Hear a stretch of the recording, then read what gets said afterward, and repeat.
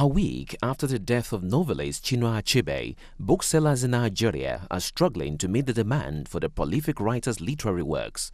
Widely seen as a grandfather of modern African literature, 82-year-old Achebe is a yardstick against which generations of African writers have been judged. His death was met with deep sadness across Nigeria and the rest of the world. His highly sought-after work has become a collector's item, more so now posthumously than before.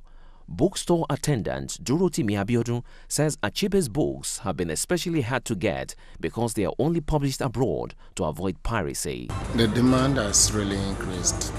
You receive calls from almost everybody. They want Achebe's books.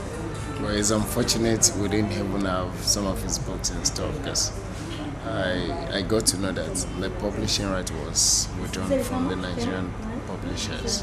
So they are not published overseas. So we just had to make some order from somebody coming from overseas to get some copies of his books.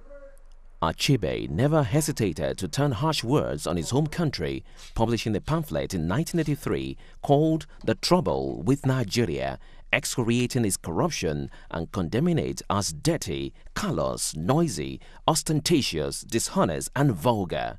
In short, it is among the most unpleasant places on earth. He was such an intriguing character. He represents a lot. He represented a lot in our society. His presence, or his absence rather, for me, is a big loss to the literary world and to the exceptional characters that are rare to find in the Nigerian society, I must say. Things fall apart. Center cannot hold. There's been no book that made such great impact. 42-year-old Kenyan writer Byamvanga Wainaina, who himself was weaned on Achebe's unique writing, says the late author inspired every great African writer that came after him. Chinua Achebe was the founding editor, I believe, or the first editor of the Africa Writers series. When he came to Makerere for a conference, Guyo Thiongo was a student there and went to show him his manuscript, and kind of opened the door in that. So even in the practical terms of opening the door for hundreds of writers to be published in the first post-colonial book series that was being shipped out to students, you can imagine all the needs of new students in all these colonies to read work by their own writers when their parents were singing God Save the Queen just 5 years before. A car accident put Achebe in a wheelchair in 1990 and he wrote no books for more than 20 years. His last, published in 2012, was a long-awaited There Was a Country, a deeply personal account in prose and poetry of the horrors of the 1967 to 1970 Biafra War, lifting decades of silence on the loss of friends, family and countrymen that forever shaped his life.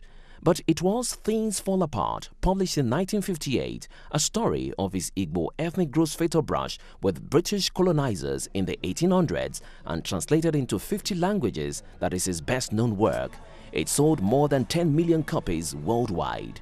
Byamvanga, a Kane Prize winner and founding editor of Kenya's groundbreaking literary journal, Kwani, says Achebe's influence is so ingrained in African writing that sometimes it was almost taken for granted.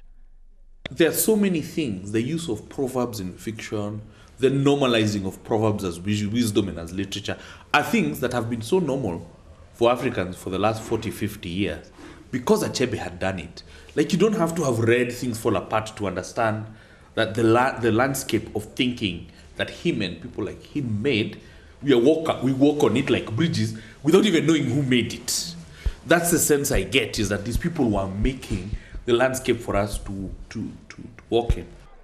In 2004, he turned down the title Commander of the Federal Republic offered to him by then-President Olusegun Obasanjo, replying that he was appalled by the cliques who had turned Nigeria into a bankrupt and lawless fiefdom.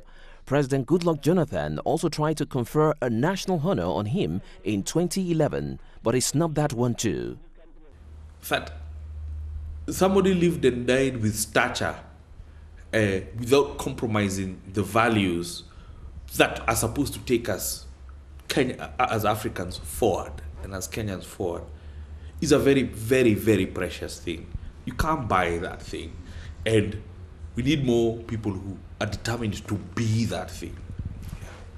Although Achebe never won the Nobel Literature Prize like fellow Nigerian Wole Soyinka, his works won praise for their vivid portrayal of African realities and their accessibility. His contribution was recognized when he won the Man Booker International Prize in 2007.